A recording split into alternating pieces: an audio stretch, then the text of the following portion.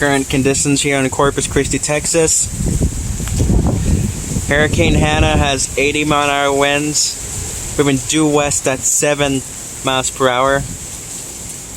Corpus is probably going to get the hurricane force gusts. I don't know about hurricane force sustained quite yet, but hurricane force gusts probably.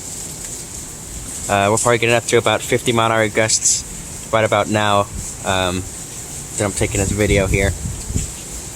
I'm safe. I got everything ready to go. I don't plan on going out past really my ports during this.